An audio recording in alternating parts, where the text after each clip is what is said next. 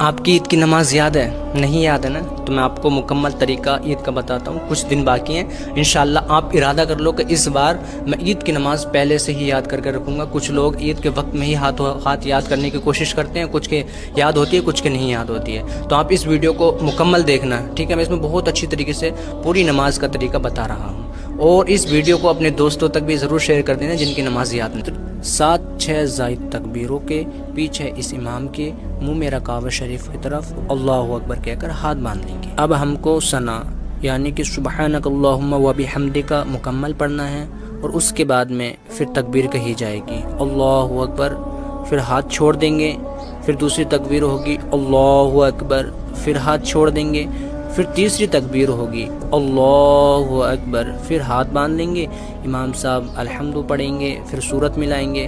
اسی طریقے سے پھر رکوع میں جائیں گے. پھر رکوع کی تسبیح پڑھیں گے سبحان ربی العظیم 3 مرتبہ, اور اس کے بعد میں پھر ہم سجدے میں چلے آئیں گے. سجدے میں پڑھیں گے سبحان ربی الاعلی 3 مرتبہ, اور دونوں سجدے کریں گے. دونوں سجدے کرنے کے بعد میں اللہ اکبر کہتے ہوئے پھر سے کھڑے ہو جائیں گے. پھر امام صاحب کھڑے ہو کر الحمد پڑھیں گے. الحمد پڑھنے کے بعد میں پھر کوئی سورت ملائیں گے. سورت ملانے کے بعد میں پھر تکبیر ہوگی اللہ اکبر, ہاتھ چھوڑ دیں گے. اس کے بعد میں پھر تکبیر ہوگی اللہ اکبر, پھر ہاتھ چھوڑ دیں گے. پھر تیسری تکبیر ہوگی اللہ اکبر, ہاتھ چھوڑ دیں گے. اب بنا ہاتھ اٹھائے اللہ اکبر کہتے ہوئے رکوع میں چلے جائیں گے. رکوع کی تسبیح پڑھیں گے سبحان ربی العظیم.